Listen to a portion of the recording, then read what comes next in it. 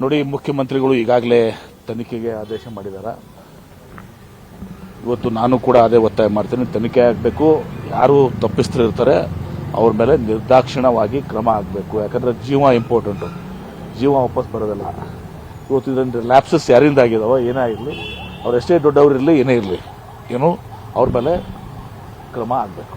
ಸರ್ಕಾರ ಈ ಸಾವಿನ ಹೊಣೆಯನ್ನು ಹೊತ್ಕೋಬೇಕು ಅಂತ ನೋಡಿ, ನೈತಿಕವಾಗಿ ಇವತ್ತಿನ ದಿವಸ ನಾವು ಇದು ಆಗಿದೆ, ಇದು ಯಾರಿಗೂ ಕೂಡ ಊಹಿಸಲಾರ್ದಂಥ ಇದು ಕೆಲಸ. ಇದರ ಅರ್ಥ ನಾವು ಯಾರೂ ಕೂಡ ಇದರಿಂದ ನಾವು ತಪ್ಪಿಸ್ಕೊಳ್ಳೋಕ್ಕಾಗೋದಿಲ್ಲ. ನಾವು ಅದನ್ನು ಜವಾಬ್ದಾರಿಯನ್ನು ಹೊರಬೇಕಾಗ್ತದೆ, ಎನ್ಕ್ವೈರಿಯನ್ನು ಮಾಡಬೇಕಾಗ್ತದೆ. ತಪ್ಪಿಸ್ತರು ಯಾರಿದ್ದಾರೆ ಆ ತಪ್ಪಿಸ್ತರ ಮೇಲೆ ಅದೇ ನೈತಿಕ ಜವಾಬ್ದಾರಿ. ಯಾರು ತಪ್ಪಿಸ್ತಾರೋ ಅವ್ರ ಮೇಲೆ ನಿರ್ದಾಕ್ಷಿಣ್ಯವಾಗಿ ಕ್ರಮ ಕೈಗೊಳ್ತೀವಿ.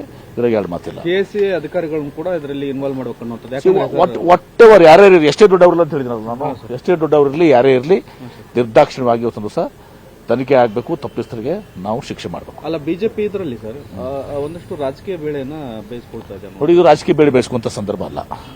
ಪಾಪ ಜೀವಗಳು ಹೋಗಿದಾವೆ.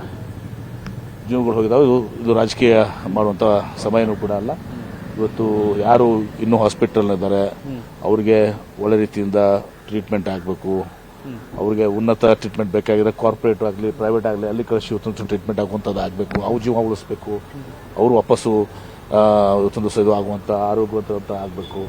ಮತ್ತು ಎರಡನೇದಾಗಿ ಇವತ್ತೊಂದು ದಿವಸ ಯಾರು ಇದರಲ್ಲಿ ಲ್ಯಾಪ್ಸಸ್ ಯಾರೇ ಮಾಡಲಿದ್ದು, ಅದು ಯಾವ ಇಲಾಖೆ ಇದೆ, ಪೊಲೀಸ್ ಇಲಾಖೆ ಇದೆ, ಕೆಎಸ್ಸಿ ಇದೆ, ಮತ್ತೊಂದಿದೆ, ಯಾರಿದ್ದಾರೆ ನಿರ್ದಾಕ್ಷಿಣ್ಯವಾಗಿ ಕ್ರಮ. ಪರಿಹಾರ ಏನಾದ್ರು ಹೆಚ್ಚು ಮಾಡ್ತೀರಾ ಅಂತ ಕ್ಯಾಬಿನೆಟ್ ಇದೆ, ಪರಿಹಾರ ವಿಚಾರಗಳು ದೊಡ್ಡದಲ್ಲ. ಇವತ್ತು ಜೀವ ವಾಪಸ್ ಬರೋದಲ್ಲ. ಪರಿಹಾರ ಕೊಡ್ತೀವಿ, ಆಯ್ತು ಪರಿಹಾರ ಕೊಡೋಣ, ಕ್ಯಾಬಿನೆಟ್ ಇದೆ, ಮಾತಾಡ್ತೀವಿ. ಕ್ಯಾಬಿನೆಟ್ ಅಲ್ಲಿ ಚರ್ಚೆ ಮಾಡ್ತೀವಿ.